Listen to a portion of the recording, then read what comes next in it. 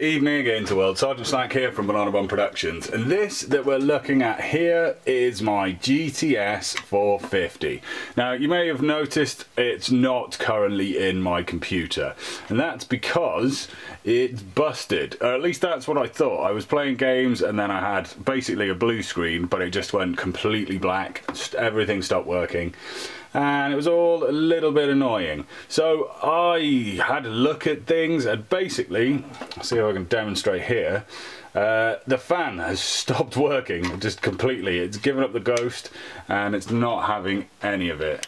So if I turn this on, you can see it tries to go, but it's just, go on. It tries to move, but it's not having any of it. So I turn my computer off before this graphics card explodes in my hand, because it is not currently getting any tooling. I booted up SpeedFan to see what the problem was and just watched the temperature climb and then the shutout occur. So that led me to this. So I looked around on eBay and whatnot for replacement coolers for this. No, there aren't any.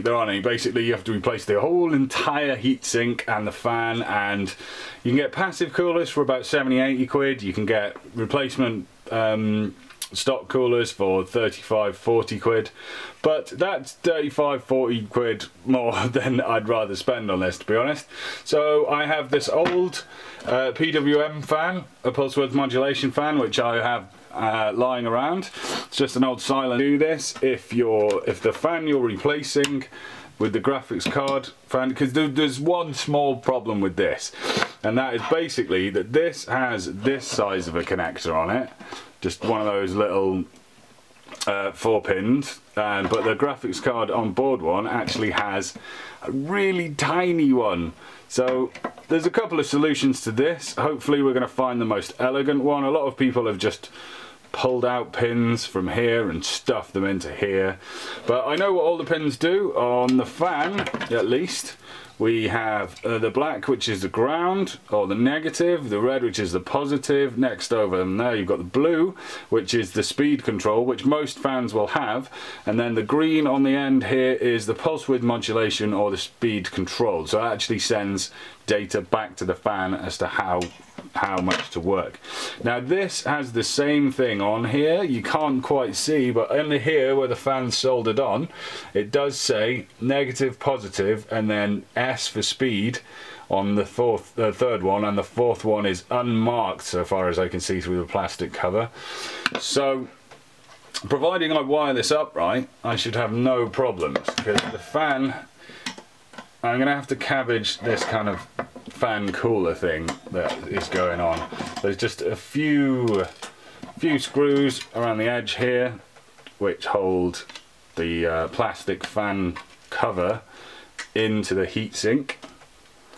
Get my big ass hands out of the way, and they come off simple as, and the fan isn't actually part of the heatsink, so this whole fan assembly will now just pop off here, put you over there, and yeah, it's just a standard 25mm fan. It's actually, well, it's not a 25mm, it's a standard 80mm fan that it's half as thick as a regular 25 one, or maybe not half as thick, it's only 10mm, and yeah, that needs to be fixed up and come off. So what I'm going to do is I'm going to cut off around here a bunch of this stuff and make it so that this fan will then fit in there with no trouble, and then I'm going to hot glue it in to this, fix it into this, and yeah, it's going to work. It's going to work brilliantly. I don't know what you mean. There is one danger, as I mentioned, which is if the fan you're replacing has a lesser power draw than this fan, there is a small shortage, there's a small chance of frying the power thingy on the actual graphics card itself. But I don't think we need to worry about that, because everything is groovy. I didn't find my knife, but I did find a hacksaw. So we're quite simply going to take this to this fan case and remove it. Ow! Remove it thusly, hopefully without removing any of our fingers. beautiful. So we're careful on this one, so not to cut that wire. It's easy. No, you better. Don't cut that one. There's pretty easy. 9 fingers and cut away the plastic. Not the wire. Need that wire. I'll as well. Okay, I'm going to blow. Let's take the wire sticker. Yes. So boom, we've got rid of almost our old fan enclosure. I'm going to escape this wire through here somehow, and I'm going to neaten this up a little bit and we'll come back.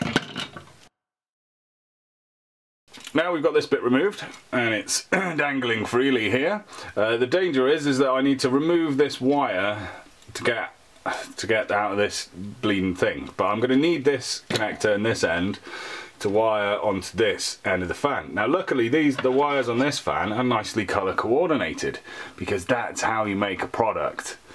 Unfortunately my graphics card is cheap tat, so it's not been properly made. So what I'm going to do is snip off this wire, and then I'm going to label them all as I go so I know exactly what I need to be wiring into that end.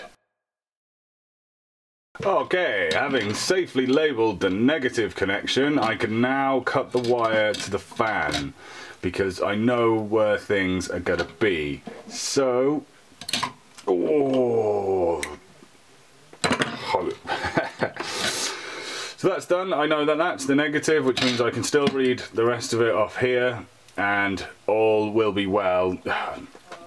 I know that one's the negative, so I can still read on here, and I can still match things up later when I come to wiring that one. So all will be well. Bloop. So I've prepared this. It's nice and flat for our fan to sit on. I have stripped the wires thusly, so we've got a little bit of exposed wire there if we want to use them. And now we've got our soldering iron on, we're going to do something called tinning. Now tinning is when you melt a small bit of solder onto the wires that you're going to do. So I'm going to, hopefully you guys are going to be able to see while I do this. So all you do is take a little bit of solder and you just add that to your wire thusly. Now you don't want to keep the soldering iron for too long on the wire, because the wire will get hot and it'll melt the plastic cover. Just get a little bit of solder on it, on your iron, a little bit of solder on the edge of the wire. You only need a tiny little bit, and the reason we're doing this is because this makes the next section a hell of a lot easier when it comes time to join the two wires together. If they've already got a bit of solder on them, it makes the whole process a lot easier. Okay.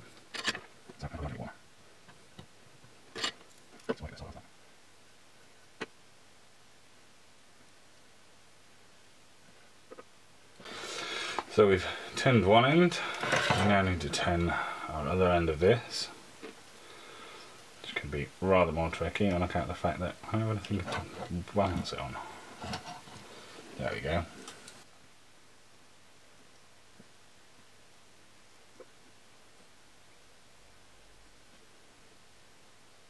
Cool. So with our wires tinned, it should now be easier to join the two together. That's our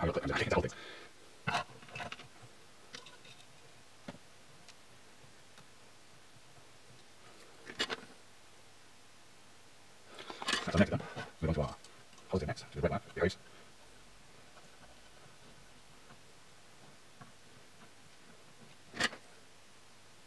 And it's nice and easy, goes together with the old. So the next up is going to be our speed control, which is the blue light on the fan. That's the first. And just join this up. I'm probably not the best in the world, because I don't do much anymore.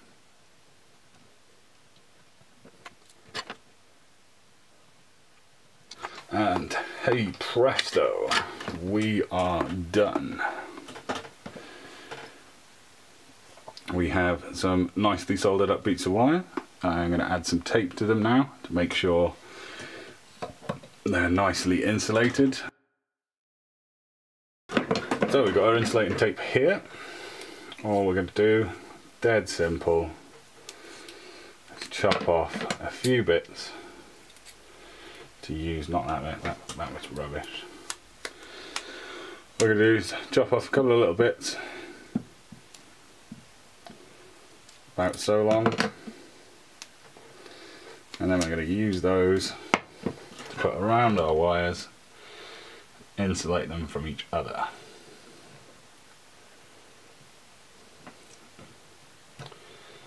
Just as simply as making little flags.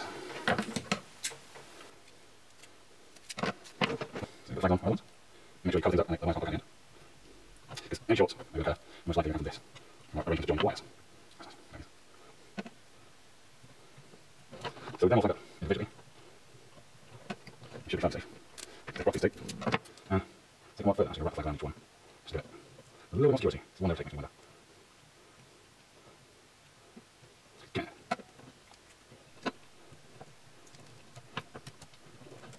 And the last one,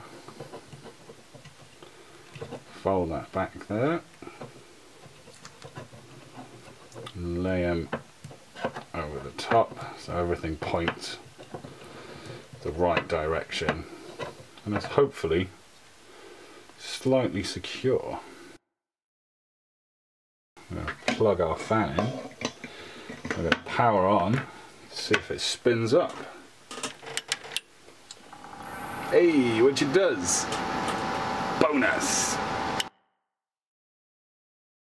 Okay, so we're now ready to attach our fan to our fan holder. And see there, it lines up quite nicely, but there's a few gaps to fill, and we need to hold this thing on so that it doesn't escape anywhere during its normal usage. So which way is going to line up best with our wires? That's not bad actually. Let's do that. So all we're going to use for this is a hot glue gun. Hot glue gun, very simple. Put a stick of glue in it and it melts it down, and you can use it to attach things. It's quite good, it's non-conductive. Back in the 90s they did used to do components into cases with this stuff. I've seen that a few times, obviously. That's just not the best option. But the reason is there's little tiny gaps between the fan and the fan holder. So we just beat that with a nice hot glue, like so. Soaking up in the shower. Right. That's pretty good. That's quite nice on it. Just hold the setup now. We'll do those outside ones on the inside. Be careful not to cover up the fan motors. Otherwise, hold the setup in vain. Fan will not turn freely. Nothing will become cold. When you do too much on the inside, definitely not. You're going to find your heat sink later.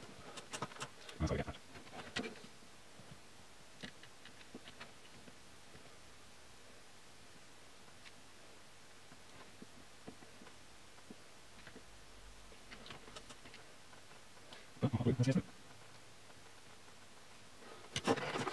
So, how like it? Reduce it? Not like it. Just grand. That's all I want. Oh, that's right.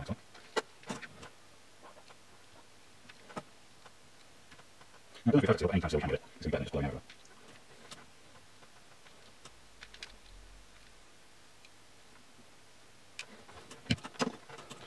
And that looks pretty good.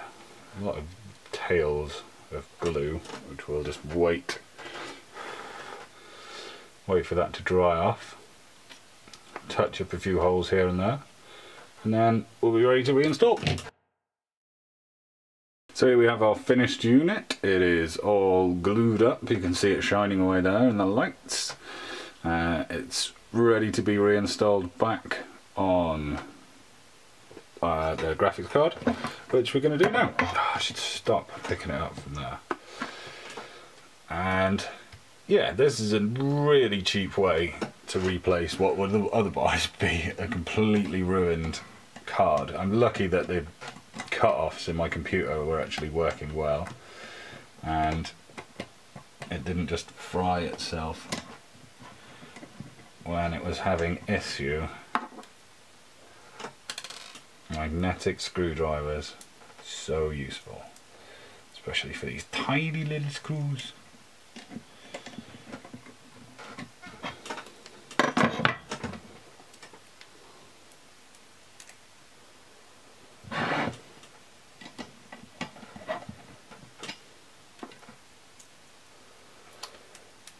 Put these bad boys in. Make sure everything's nice and tight.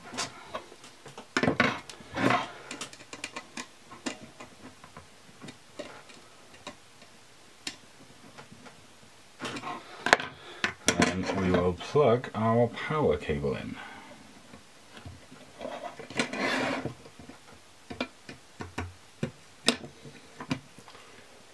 And hey presto, one graphics card nicely repaired. Saved me 30-40 quid in parts. Plug him in and oh power on. That helps. Plug him in and boom, that spins up nicely. It's all nicely controlled by the graphics card, same as it used to be, and job's a good one. So this is Sergeant Slack from Banana Bomb Productions saying thanks very much for joining me for this. How to cheaply repair your graphics card if you've got a busted fan. Comment, like, subscribe if you did. Leave a comment about my terrible soldering, and I will catch you next time. Ta-ra.